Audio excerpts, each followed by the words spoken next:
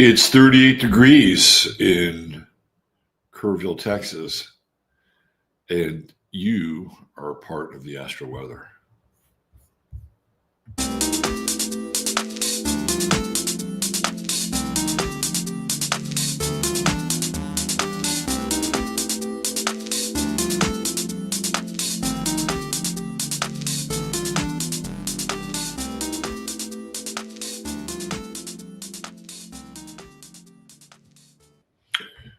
Well, what's happening, everybody? It's me, Robert Phoenix, your Astro Weatherman. It is 8:01, starting on the dime here.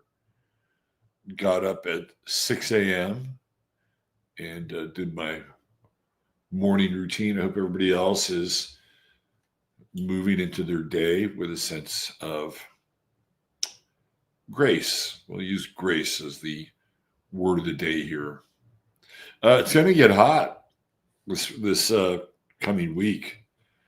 This lead up to Christmas, man. We're gonna be in the high 70s, possibly the 80s. I mean, this is really kind of nuts for this time of year. I'm used to it being cold. I like it. I like the cold. I don't have a problem with the cold.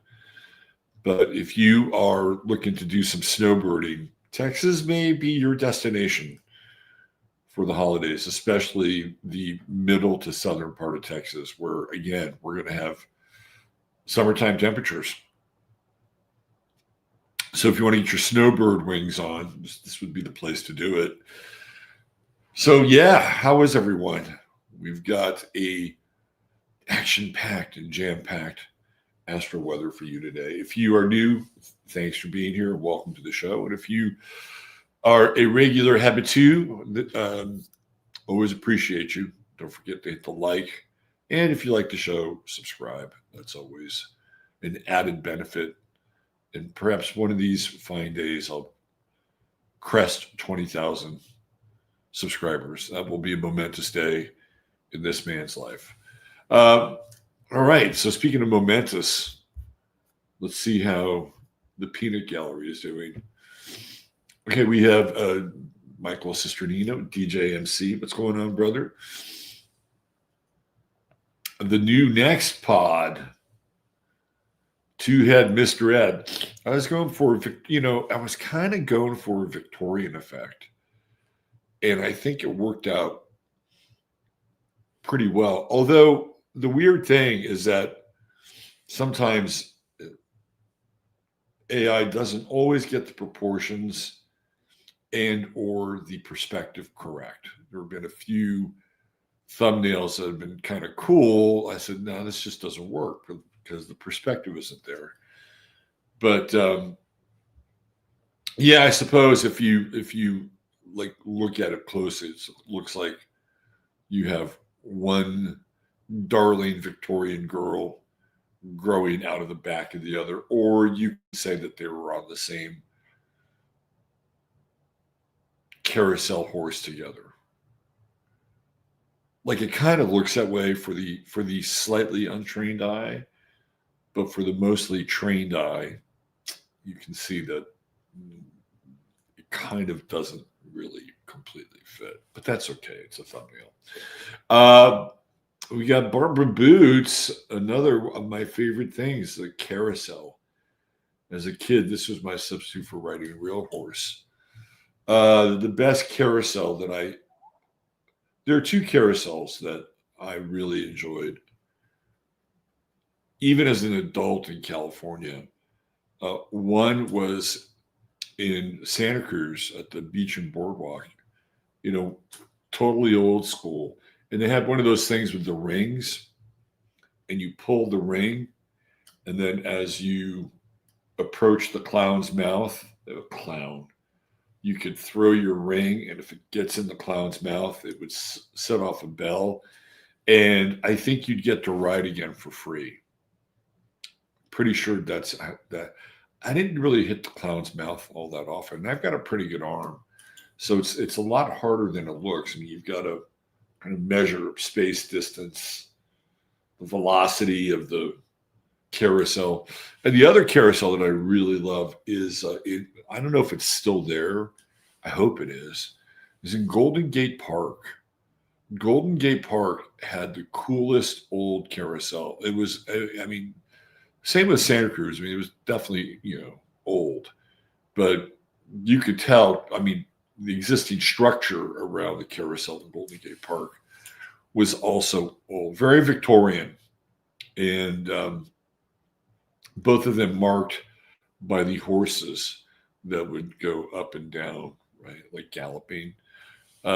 My father told me about this ride in, I think it was Coney Island or Asbury Park. I forget which one. Might have been Asbury Park. And it was called the Steeplechase. And the way that it started out was you got up, it's like it was at the top of this building. And out of this building, they had rail tracks that would go outside of the building and loop through the building and outside of the building. So you're doing like a downward corkscrew on these rail tracks. And they would have like, I don't know, 4 or 5 horses. And you would get on these horses. Now the horses apparently, this was like a major lawsuit waiting to happen because they didn't have any straps to strap you in. Or if they did, they were really minimal. And people had held onto the horse's ears and broken them off because there was nothing to hold on to. So if you did this ride, you literally had to hug the neck of the plastic horse or ceramic horse or whatever it was. It's probably ceramic back then. And hold on for dear life as you shot through this building and got to the end, and there was somebody who was going to win. I don't know how they determined that. Usually it was probably by weight or something, but you'll never see anything like that again. I mean, just in terms of the architecture of the ride and the apparent lack of safety. We got Amy. What's happening, Amy? California Contrarian. Hey, KK. Jackie Delario. Liddy Lou. She's got a great day ahead of her. David Flores. What's up, David? Ole Kobe. I like the 1900s vibe. Yeah. I was going for a little Victorian there. There's Janine. What's happening, Janine? Sue Leonard checking in from down under. Hi, Sue. Hanging Laundry. What's up, Hanging? There she is, the lovely and talented one. Saving Austin one tooth at a time. Matt Burns. Great risings back to you, Matt. Good rain first half of November, 42 and foggy. Good. Well, glad you got some rain. One Bill Smith. What's up, One Bill Smith? Rafi. Good to see you. Scrubbies is here. If you don't know how to do it, I'll show you how to walk the dog. Or at least Scrubbies will. Karen Wallace just finished up the sidewalks. That warm sounds lovely. Right now, the warm sun is blinding me.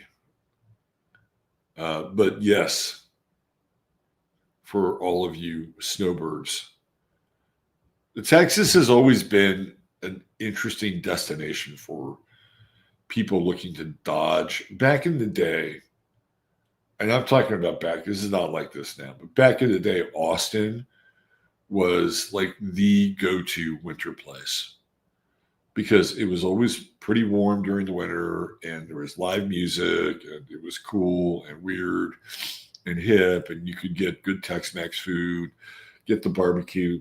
So there were a lot of people who would take advantage of that, right? Like if you were Canadian or Minnesotan or Wisconsin or Michigander, like Texas offered a non-Florida sunbird solution. You weren't always going to be on the coast, but at least in Austin, you'd be in a place where you could have a lot of fun. And the thing about Austin is that everything is kind of, at least the way it used to be, it was all within manageable distance. Like even back in the day, if you were going to take a cab, you weren't traveling very far. So you could go out, you could, go to the various pubs and clubs and bars and not have to worry about, driving. It was all very, very close. And then as Austin expanded, obviously that's changed a bit. But that's not an affordable option anymore. They've turned Austin into the eye of the jewel, the crown jewel of the megalopolis, which they are busy as beavers doing their best to build up. Zerlith Eternal, what's happening? We got Steve Seiden in the house. Lamb Chop, you're here. Hi, Lamb Chop. Lana Winkler's here as well. Frank Haneke. Hey, Frank. Esperanza. Vince Thoreau, lovely meeting her at the Bridge Expo. Neil Smith, building the snow fort today. Have fun, Neil. Enjoy your snow fort. I always wanted to see the carousel in the house on the rock in Wisconsin. What does that look like? Let's see. Carousel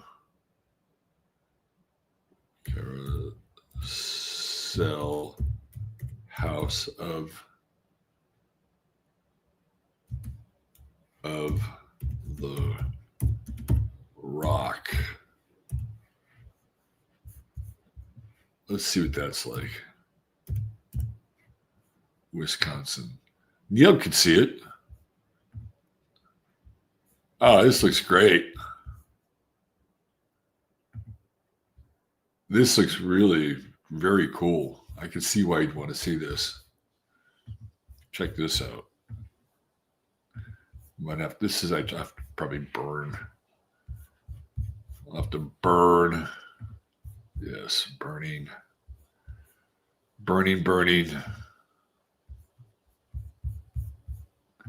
One more time.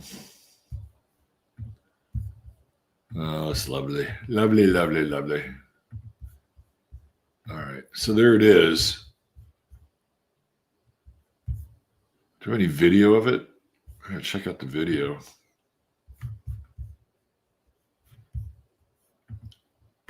Let's check this out. Turn this down. The house on the rock. Let's just watch the video. Oh, this looks wild. Let's just get into this a little bit. Oh my God. This thing is crazy.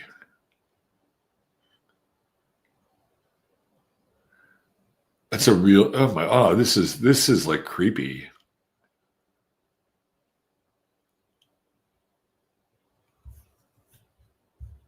You get the director of operations. Let's see some action here. Come on. We just want to see some action. Wow. I guess this is the guy that started it. I mean, I can see why you'd want to go to something like this. It's pretty freaking unique. You got pistol collections. Wow, player piano. I can see why you'd want to check that out. That's wild. You can't see? Here. Here you go. Sorry, my own private Idaho. Look at this. So this is the, look at that. Wow, that is so cool. This thing is otherworldly.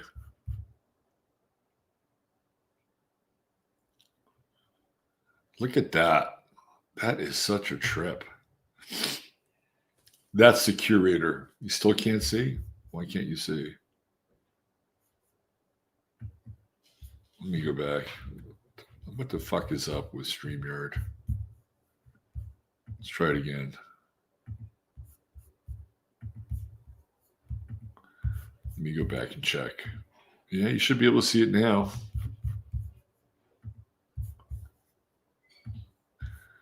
See what I'm talking about? See how odd this thing is?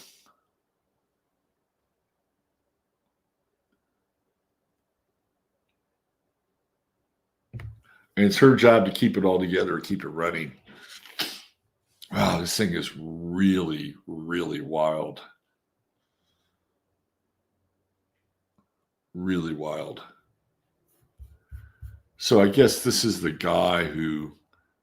Of his friends built the house on the rock in the 40s and opened it to the public in the 60s.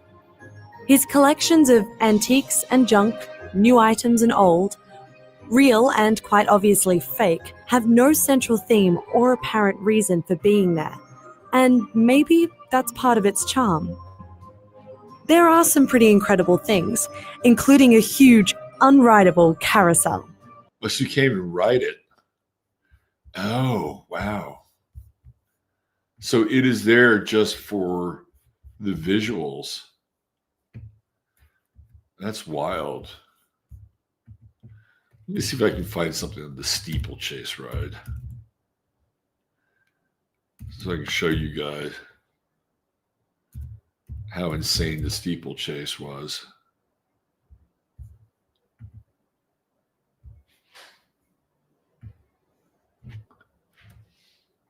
This was completely nutso.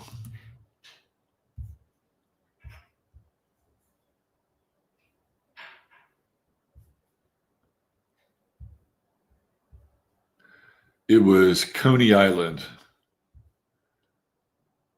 This is check this out. So this was what it looked like when, and we'll get to the weather, I promise.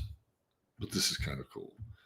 This is what the steeplechase looked like around the turn of the century. Let me see.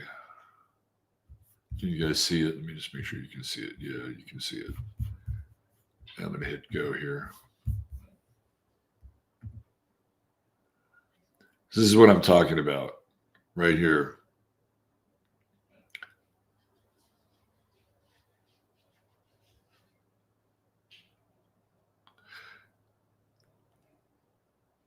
And it would go in and out of this building, right? I mean, look at this. So by the time my father's riding this in like the 50s, early 60s, there's no straps. The ears are broken off on the horses. Look at that.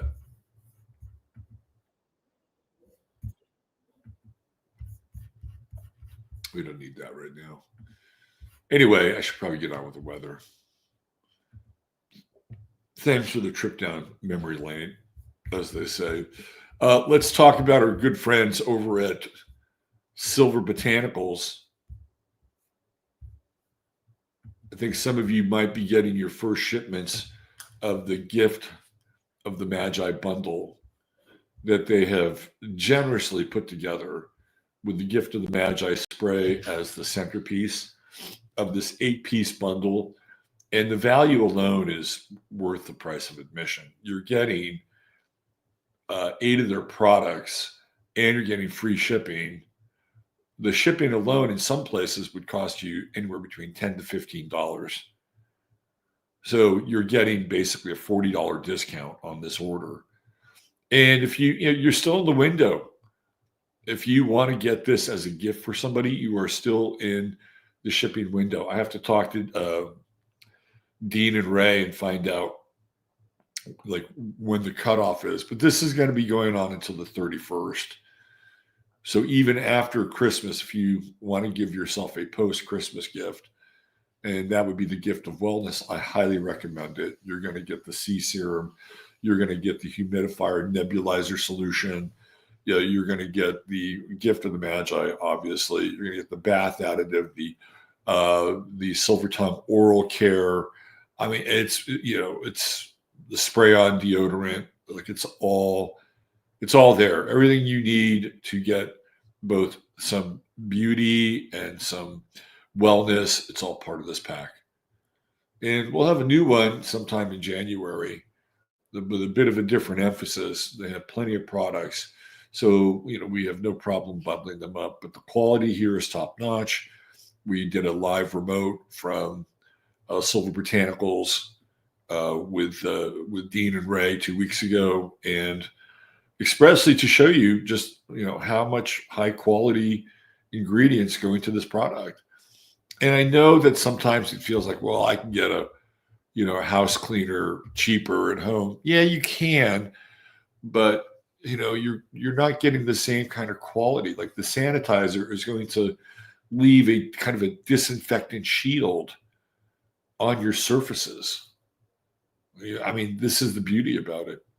So it may cost a little more, but the quality, the value, you use less with some of this stuff versus using more because of the concentration of the products and how good they are.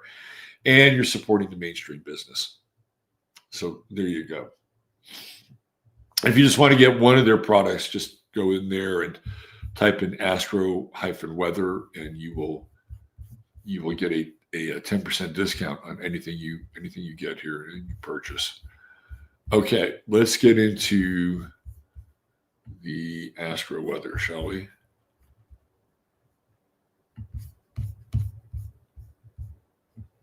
Okay.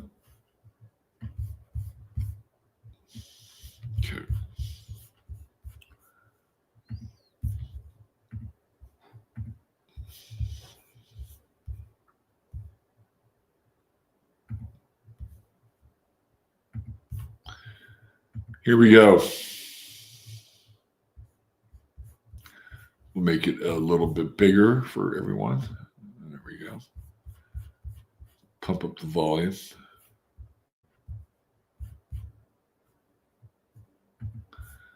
We'll even zoom in a little bit. Okay, there we go. We are now in the second decan. It had been for a while in Sagittarius, so that puts us in the Aries decan.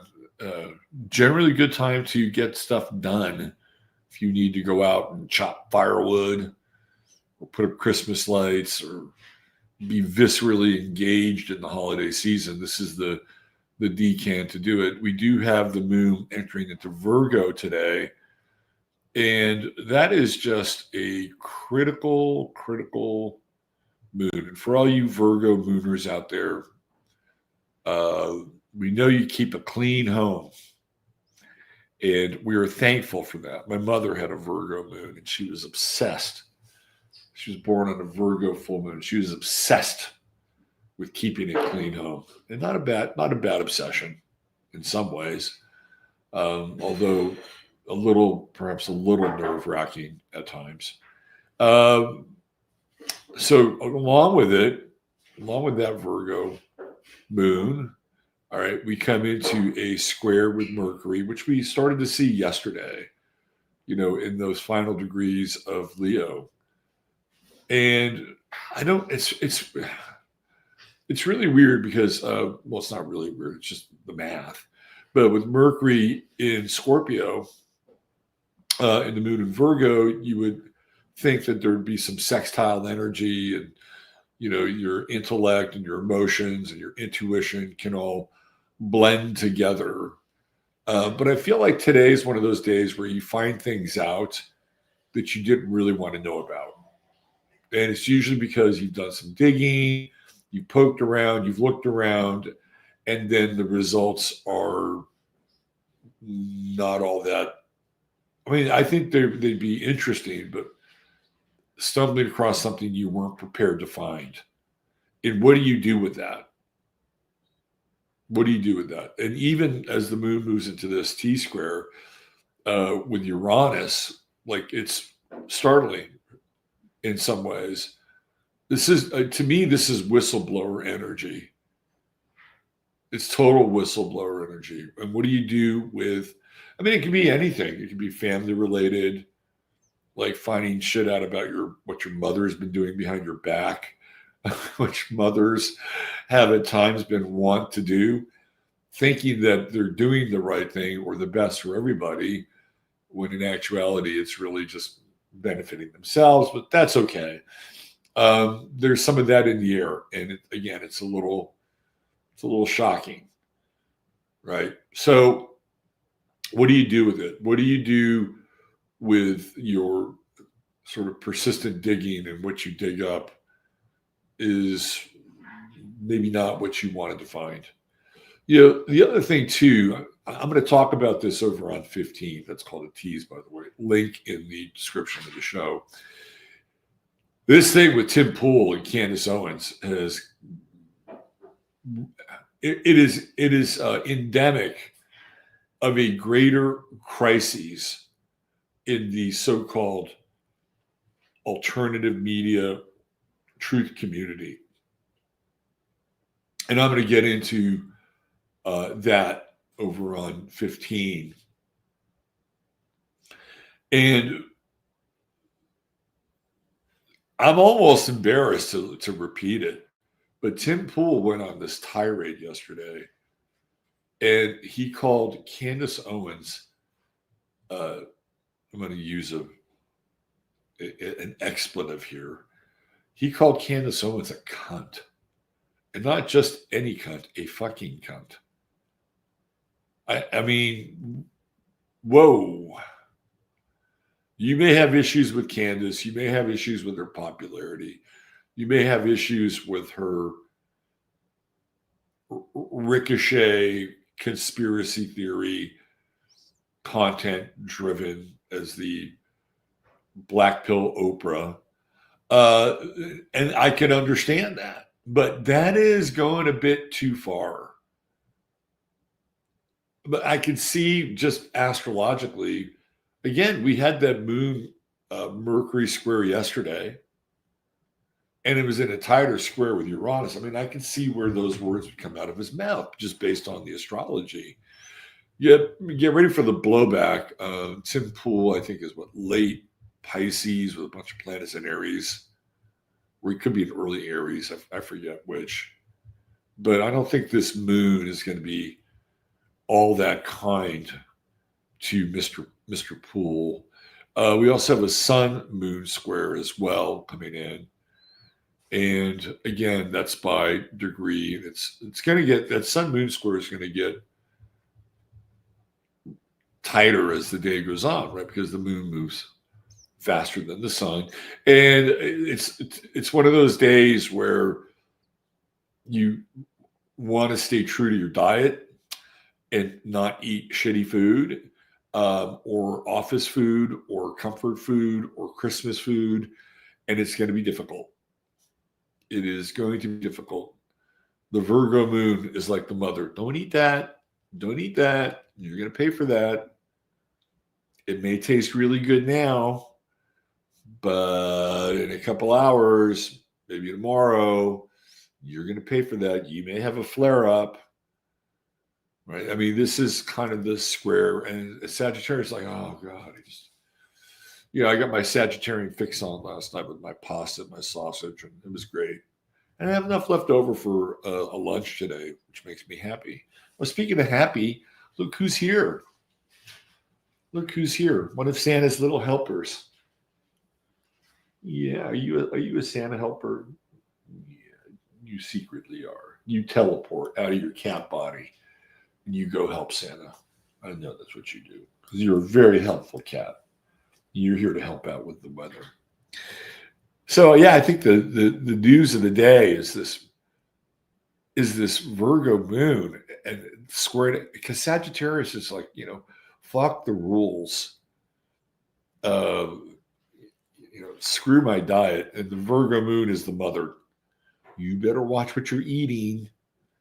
You better watch what you're talking about. You better watch that you have no idea how it's going to impact your life with. But I think in the broader sense, it's interesting. I've been tracking Venezuela. I'm sort of off, but there's a lot of Venezuela energy going on right now, which is concurrent with Sagittarius, and it looks like they're going to have a regime change in Venezuela. They're gonna figure this thing out, and I think Maduro is probably going to make some kind of a deal where he's able to get out of Venezuela. Who knows where he'll go? Maybe he'll move over to Colombia or Ecuador or someplace like that. But they've already, I think it was UNESCO or one of these global entities has handed over the new government of Venezuela to these two people, one of whom is a woman, and I think she won the Nobel Peace Prize. Now, Maduro is a Sagittarius, so I wonder how he's going to take all of this and deal with it. So keep your eye on Maduro in Venezuela today, and especially over the next 24 to 48 hours as the moon begins to move through Virgo and square off against these Sagittarian planets. It's almost like there's been a bloodless coup in the making with Venezuela. Of course, the Chinese are heavily invested in Venezuela. In addition to the square with the moon, the other thing with this T-square with the moon is sticker price shock, and especially with like electrical rates, be prepared for those to go up and seeing the results of that fairly quickly. It's kind of funny. I was watching this documentary on YouTube today, one of those 20-minute docs. And it's about the lunacy of purchasing an EV. And this kind of gets into that wheelhouse a little bit. I'm just blown away by how many people just went out and bought these cars and realized in a very short period of time that they made a terrible mistake, mostly due to charging and infrastructure. It'll take 45 minutes to charge an EV vehicle, and that 45 minutes will cost you like $20. People think that electricity is just free and just here, let me run this into my house and plug it into my electrical in my house. I'll charge. No, it doesn't work that way.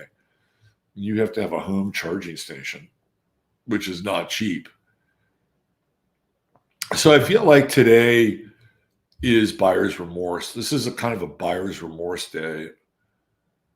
It's like, oh, I shouldn't have bought that, or the past purchases come back and haunt you a little bit. But there's ways out. Mercury and Scorpio is always digging, looking for solutions.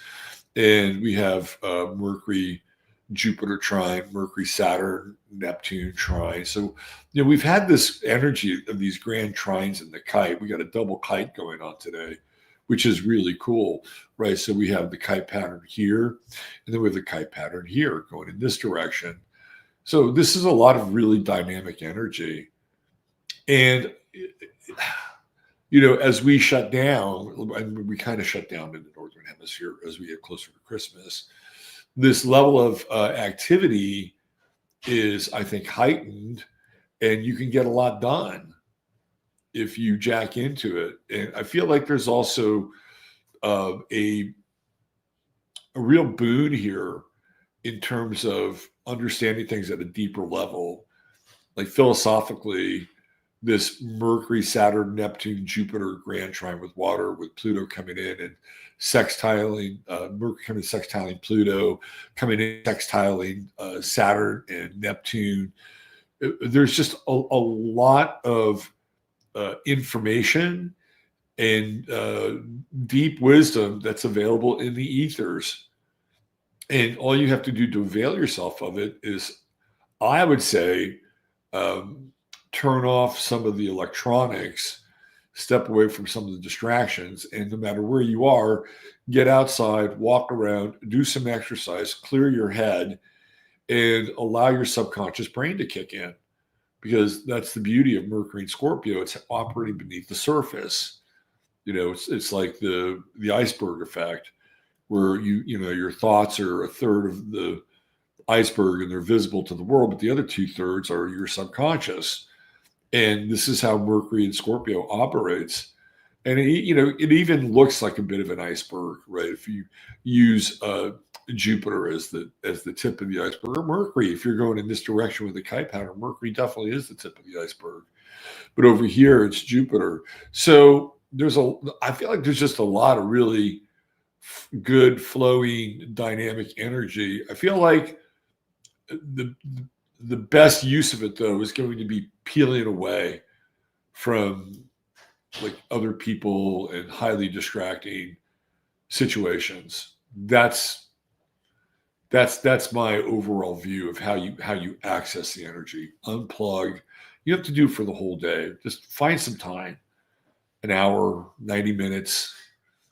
I'd say even a good half hour if you can, book that. I know some of you are in some very cold climates, right? And some of the season, I mean, I would prefer outdoors because there's something that happens with the brain when you are walking or doing some kind of an exercise, like you turn the external stimuli off. And so there's this whole synaptical kind of orchestra that begins to strike up the band while you're doing that. And all of a sudden, oh, here's an idea, here's a thought.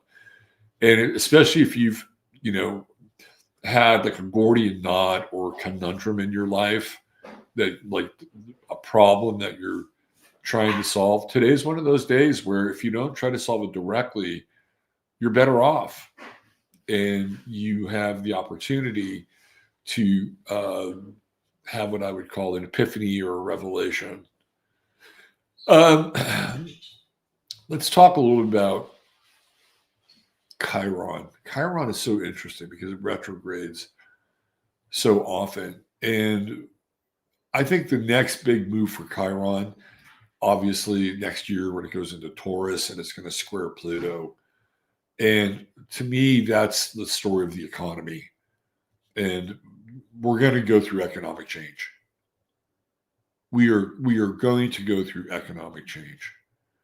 And it will be wholesale. I mean, we're already seeing it. Pennies going away. The nickel is next.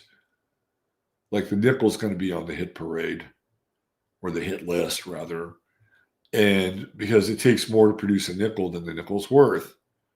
And then you're just going to see it all go away. Eventually, they'll get the dimes.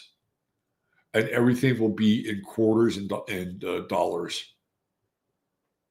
And if you get something that's $12 and 38 cents, your 12 cents is going to go somewhere. If you get something for $12.30, it's going to go somewhere. So we're on the slow and steady march of baton when it comes to currency and your physical currency. This, again, I'm going to share this with you. This is part of the shocking news that came to me yesterday. Thank you, Misaki, for sending this to me. It's starting in, I believe, March of 2026. If you make transactions, cash transactions out of your bank for $1,000 or more, you are going to get flagged. And if you pull out a lot of incremental money, because guess what? If you want to, this is what people do. Like they don't want that $10,000 flag. Like, oh, got to flag the account. Maybe a drug dealer. So if you want to buy something like a car, like a used car, or something you have to pay cash with, that you over time, like over a 3 or 4 period day, right? You get the max. Whatever the max is, the max would be maybe $2,000 a day, right? But it also keeps you from getting flagged. Or if you walk into your bank, you say, okay, let me get $8,000 today. And the next day you go back and you say, well, let me get another 8,000. Now all of a sudden you've got enough to go out and buy yourself a used car. Like you would get it under the threshold, but you wouldn't get it all at once because most people just don't want to have the scrutiny and the spotlight. That's going down to $1,000. $1,000. And all banks are going to be required to report either via ATM or in-person withdrawal, any withdrawal more than that gets into that Mercury moon square, that moon Uranus square. I'm telling you something that's shocking. If you're not alarmed by that, I don't know what I need to do. Maybe throw some cold water through the screen. But that is shocking. And that gets into that Pluto Chiron square. We're going to have a money change in 2026. I guarantee you. When they get to the nickel and start talking about the elimination of the nickel, that's when you really need to pay attention. And it won't just be in the United States. It's going to be a global money change. And I'm not sure how some of these third world countries are going to manage, because some of them rely on very small cash exchanges. Like I've talked about this before, and I saw a video of a guy in the Dominican Republic in Santo Domingo, and his business was basically selling pineapple slices. And he had this big basket attached to his bike, and he would ride the bike, and somebody'd flag him down, and he'd come over and he'd get his knife and he'd take a pineapple, and he literally would cut the pineapple right there before you, right? And then he would core it out and then slice it up, and then there was a plastic bag, and he'd hand it to you in a plastic bag. That was a cash exchange. And there are a myriad of businesses or street entrepreneurs like that, third world countries, that depend on cash and local currency. And it's going to be interesting to see what happens with people like that in places like that, and whether some of these countries and cities will even opt out and have their own local currencies. I could see that. But the problem is that most of these countries have been looped into the World Economic Forum and the World Bank and the IMF, and they owe them so much money for loans that they have no say in the matter. For all you people out there, somebody actually sent me this as a question. Should I wait until Trump gives the $2,000 allocation from Doge? No, or the tariffs? No, don't wait. If you have to use money to pay something off, don't wait for it. That's that Pluto-Jupiter opposition, Jupiter retrograde. So if you're hanging out there waiting for Santa to drop you a couple grand for your property tax, don't hold your breath. Okay, let's get into the True Hemp Science star of the day. All right. So the True Hemp Science star of the day is not a person, but a country. Today's True Hemp Science star of the day is Thailand. Yes, on this day, December 10th, 1932 at 10:15 a.m., Thailand became Thailand. We were officially Thailand. And you were officially in the sponsorship part of the show, the second part. And True Hemp Science is your one-stop shop for all things CBD. Yes, I know it's a little on the pricey side, but as a first-time buyer, you get the first-time buyer's discount. It's a 20% discount. And if you type in 15MINS, you will get a goodie bag on top of it. And I'm telling you, if you want something, like, I think the products are all very efficacious, but if you really want something that's going to make a difference in your life, get the sleep gummies. The sleep gummies are your friend. You take them about 45 minutes before you want to go to bed. Brush your teeth. Don't take, because there's a little bit of sugar content on there. But other than that, they're going to be just fine for you and help you go to sleep. So if it's just for the sleep gummies alone, they're better than probably 90% of the sleep gummies you'll run across. And that goes to the rest of the products. The reason why it is a little on the high side is because Chris uses organically sourced CBD to process everything. That is just like our friends at Silver-Botanicals and their essential oils being organic. You're buying for quality products from the ground up. Okay? So there you go. True Hemp Science. That's truehempscience.com. Your one-stop shop for all things CBD. And it makes great gifts as well. I'm telling you, if you wanted to give somebody some of those gummies, here's the other thing, right? If you got on the phone and called Chris, I'm sure he would do this.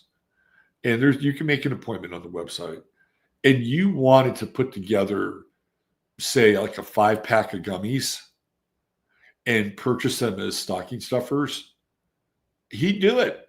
Come up with a price point, and you'd be able to get you know, a bunch of gummies, a little 5-pack of gummies for your friends. They'll thank you for it. I guarantee you that. So you can get creative with this stuff.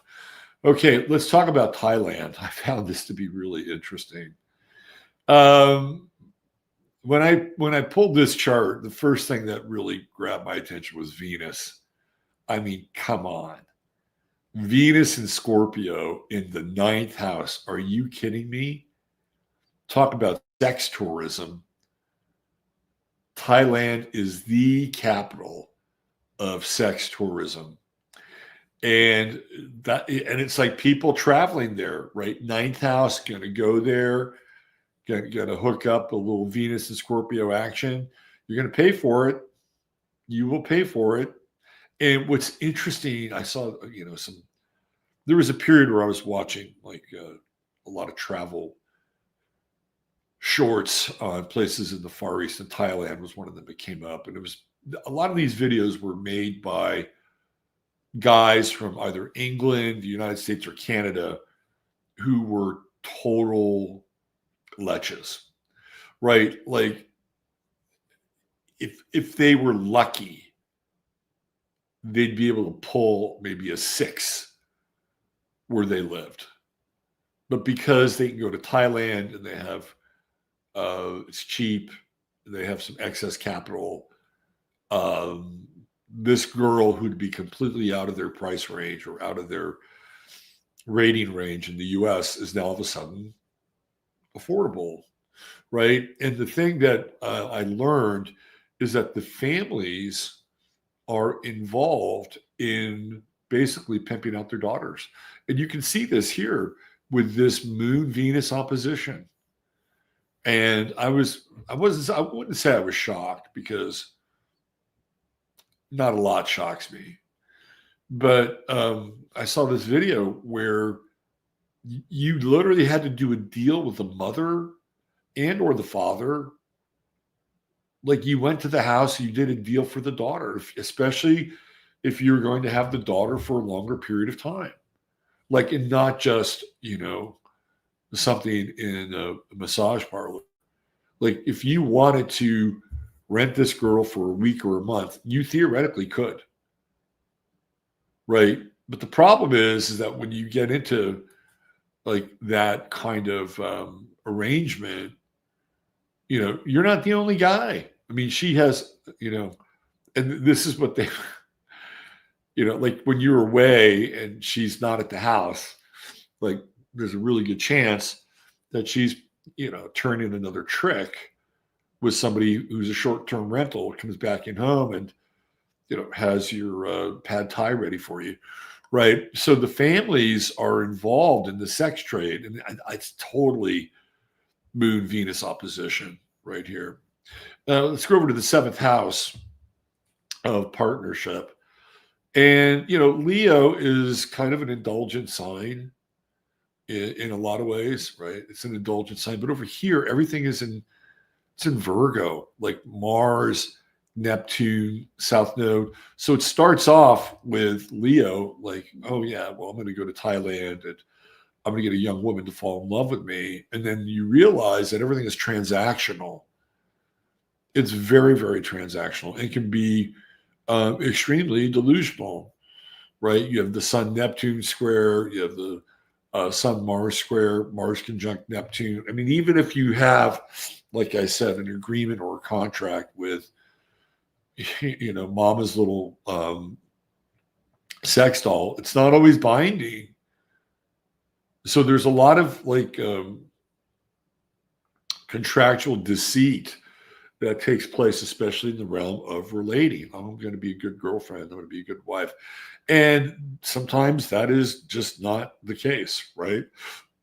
But it doesn't stop people from traveling and making a shit ton of vlogs about living in Thailand as an expat. And you can even see this here with Juno in the 9th house in Libra, like getting a fresh start, something new. Like you can feel young again if you connect up with the right little Thai woman. It's really interesting. This Juno, I'm just noticing this now. It's conjunct my Venus. And there was this time when I was in college, and they asked, I was an English student, and they asked somebody to help this young Thai woman who's an English major learn English, or work with them. So I said, I'll do it. I was kind of a volunteer sort of guy, service of Virgo. So I would meet with this woman. Her name was Saitip. And we would meet at this place called the Ecumenical House across from San Francisco State. And they had good coffee, really good French roast coffee. And you get the best, like, carrot muffins, carrot cake muffins, really good. So you'd go there and I'd help her, like, read and understand certain things. And then one day she invited me to her house to meet her sister and have dinner there. And I was in a relationship, right? I'm like, she's not gonna go there unless she, wants to connect with me at a deeper level. And I told her basically that I couldn't do it. And it was the last time I ever saw her. She never showed up again. I think she felt ashamed or lot. And it wasn't because I rejected her. It was because, she had a different, kind of a different idea about the tutoring sessions. Let's put it that way. And she wasn't a rental girl. She was actually a really nice person. But I'm just noticing my Venus is conjunct Juno. Wow. Thailand's looking a little more interesting now, isn't it? No, I'm just kidding. The other thing here with Thailand is the Aquarius rising, which is kind of very non-judgmental. The Thai people have this kind of philosophy. It's called Sanuk. And if something is Sanuk, it's good. And Sanuk basically means feels good. And I don't know how much vice falls into Sanuk just because it feels good. I think probably somewhere, because it's probably a pretty malleable and adaptable term. But there's not a lot of judgment in Thailand. And one of the things Thailand is known for is the girly boys or the pretty boys. And these are M to Fs, and they look just like women. And they still have their junk intact, but they look just like women. And they're probably taking some hormones to get the boobies. And you can see this in some ways, right? With Aquarius rising, like, anything goes. Like, there's not a lot of judgment here. And you have this Venus square to the ascendant, which is, again, like I'm sure there's like a sticker shock when all of a sudden you're negotiating for Lolita and you get Lola instead, right? It's like, ooh. And how many drunk expats have just said fuck it right in the moment, just said fuck it, I don't care, I really don't care, let's just do what you do. Right. I don't have to live with you. I just have to live with myself. I can see that. I've told this story before, but when I lived in San Francisco, I used to go to this apartment complex and do tarot readings for this one woman. She's pretty cool. And that was an interesting life, like have tarot will travel. And this was the apartment building that Willie Brown, the mayor of San Francisco, lived in. In fact, he lived on the floor of this woman. And I'm telling you what she told me is that Willie Brown would come home to his apartment, 12:30, 1 in the morning, and he would have one of these girly boys. He was into the girly boys. And there is a trans Thai restaurant in San Francisco. And I remember a friend of mine got a free like dinner tickets to this place. And it's like a floor show and everything. The food was okay, but I was a little creeped out. I was kind of a little creeped out. But my friend, who was an Aquarian, he loved it. He thought it was, he had Venus in Aquarius too. He loved it. He thought it was great. I'm like, yeah, it's a little freaky. And it struck me by how many straight or theoretically straight men were in this place. They're just loving it, man. They just think, oh, look at this. Oh, Ripley's Believe It or Not. So I'm sure Willie Brown frequented that place in San Francisco. Again, this is according to my tarot client. True Note in Pisces. Go to Thailand and lose yourself. Right. It's also in that second decan, which is Cancer, people looking for a new home. Right. And looking for a place where there's not a lot of judgment. And I think that's one of the things, even with those squares, like the Sun square Mars, Sun square Neptune, like I think people are making deals with their conscience in Thailand. That's kind of an overlighting energy. But it also, with that Sun Uranus trine, has a in kind of an inborn what's the word I'm looking for? Attitude, an attitude latitude towards being flexible and temporary, right? That's what I get with this Sun Uranus trine. Like, it's okay. And I think if you go there, you have to kind of live with that. And if you try to develop any serious bonds, I'm not saying it's out of the realm of possibility, but I don't think it's easy, because Virgo has all these expectations in the seventh house, and word, bond, Sagittarius, there's always a better deal. There's always somebody else willing to pay more or pay in ancillary terms. I mean, besides the sex stores, Thailand, I guess, has also become sort of the world's manufacturer in tires.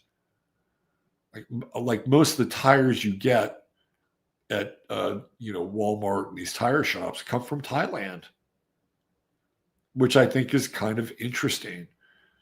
And maybe that clicks with Vesta and Gemini down in the fourth house, and kind of a longer term part